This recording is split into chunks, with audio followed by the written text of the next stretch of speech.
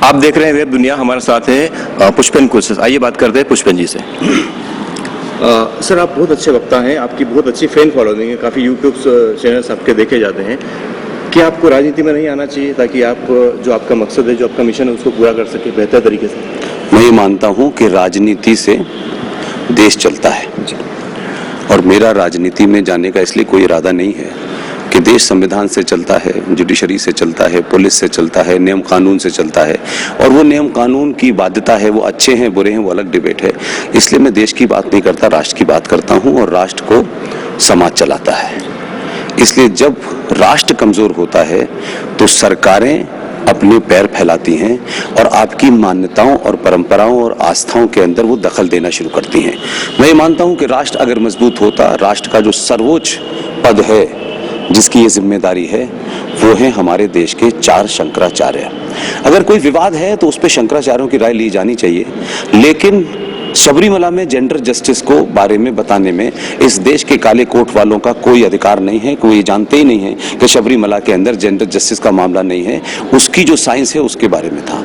ऐसे मुद्दों के बारे में मैं समझता हूँ, बोलता हूँ। और जो आपने कहा कि मुझे राजनीति में आना चाहिए, मेरा राजनीति में कहीं से भी जाने का ना कोई मन है और ना कोई मैं ज़रूरत समझता हूँ।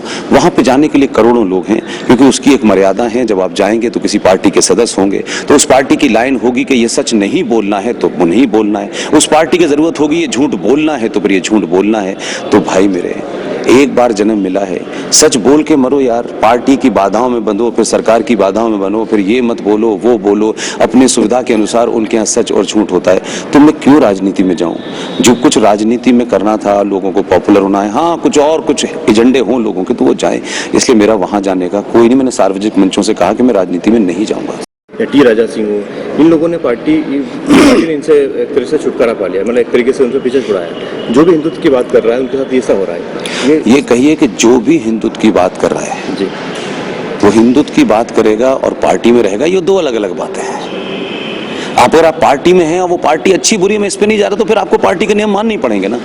लेकिन मेरा गुस्सा नुपुर शर्मा को लेकर के ये है कि नुपुर शर्मा हमारी बहन है, हमारी बेटी की तरह से भी हो सकती है, पढ़ी लिखी है, एक अच्छी लीडर भी थी।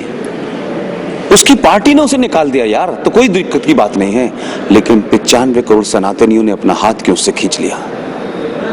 वो संगठन जो सुबह से शाम तक हिंदुत्व का ठेका लेके घूमते हैं, उन्होंने नुपुर शर्मा के बारे में क्यों नहीं बोला? एक वाक्य नहीं बोलते। कमलेश तिवारी की हत्या हो जाती है, वो बोलते नहीं है और कहते हैं हम सबसे बड़े संगठन है हिंदुत्व के। तो भाई आप क्यों नहीं बोलते?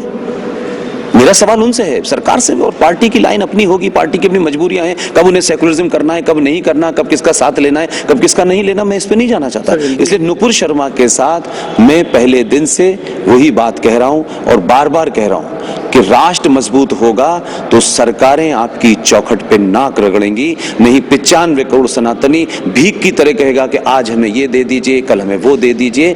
मांगने से कभी कुछ नहीं मिलता है। अपनी सामूहिक शक्ति को आप समझें। आप कोई ऐसी मांग नहीं कर रहे कि यहां से 20 करोड़ मुसलमानों को जो है हिंद महासागर में पहुंच जाए। लेकिन अगर भारत का संविधान सेकुलर है और आप कहते हैं तो फिर इस देश में मुस्लिम पर्सनल लॉ बोर्ड क्यों है, मुस्लिम एजुकेशन बोर्ड क्यों है, फिर वक्फ बोर्ड क्यों है, प्लेसेस ऑफ वर्शिप एक्ट 1991 क्यों है, स्ट्रक्चर कमीशन का 5,500 करोड़ का बजट क्यों है? आप हमसे कहते हैं सेकुलर हो और आप एक पैरेलल संविधान चला के अरबों खरबों रुपया देते हैं। और उसमें भी आपने फिक्स क्या कर दिया है कि इस देश में माइनॉरिटी के नाम पे 17% लोगों को आप माइनॉरिटी मानते हैं, 2% जैन भी हैं, 35,000 पारसी भी हैं, 2.5% सिख भी हैं। ये माइनॉरिटी में नहीं आते, इनको कुछ नहीं चाहिए। तो ये जो नरेटिव बन गया माइनॉरिटी मींस मुस्लिम, तो हर आदमी आता है वो नाजायज मांगे मानता है। इसीलिए एक पार्टी ने कहा कि आतंकवादियों को भी हम छोड़ देंगे। तो फिर तो जब इस देश में ये होने लगेगा तो देश की चिंता होगी, राष्ट्र की तो किसी को नहीं। तो मैं राष्ट्र के सिलसिले से बोलता हूँ, देश के नहीं, किसकी छवि? हिंदुत्व की छवि। किसने कहा हिंदुत्व की? जो श्री राम कहेगा, बहुत सारे ऐसे लोग हैं जो जय श्री राम बोलते हैं। नहीं, ये गलत काम करने से नहीं, आप मेरी बात नहीं समझ रहे। मंच से भी कहा कि जब लोग मारे जा रहे थे, जब दिल्ली में नारंग अपने घर पे किरमिच की बॉल से खेल रहा था और उसके बच्चे ने एक शॉट मारा और सड़क पे चलते एक मुसलमान को किरमिच की बॉल लग गई और उस नारंग को सड़क पे काट दिया गया, तो क्या कहेगा कोई? ये कोई आज की घटना नहीं है। या आप अतीक का नाम लेकर के जो कह रहे हैं कि आज ये साहब वो उसके जय श्री राम के नारे लगे, ये वही लोग हैं जो यशवंत ने भी कहा पिछले 30 सालों से हिंदुस्तान में नंगा नाच हो रहा है ना। कश्मीर में जब नारे लगते थे, हिंदू महिलाओं और पंडितों के जब रेप होते थे, तो नारे तक भी अल्लाह अकबर चलाया जाता था। मस्जिदों से कहा जाता था कि हमें कश्मीर चाहिए, कश्मीरी हिंदू पंडित मर्दों के बगैर औरतों के साथ। तब आपने नहीं पूछा सवाल कि ये नारे तक भी अल्लाह अकबर के नारे क्यों लग रहे हैं। इसलिए आप सेलेक्टिव हैं। आपको जय श्री राम का नारा लगा, लेकिन मस्जिद से नारे तक भी अल्लाह अकबर नहीं लगा जब हिंदू पंडित औरतों को काटा जा रहा था। तो ऐसा नहीं होगा कि लोगों में गुस्सा होगा। लोग आम आदमी होते हैं, उनका गुस्सा फूटता है, उसको वो किस तरीके से एक्सप्रेस करते हैं, इसके लिए आप टेलीविजन में बैठ करके कि साहब ये बहुत अच्छी बात नहीं है। तो अच्छी बात तब नहीं थी जब आप निकल के नहीं गए ना कश्मीर, तब तो आपने टेलीविजन बंद करके बैठ गए, तब तो आपको सेकुलरिज्म का बुखार था।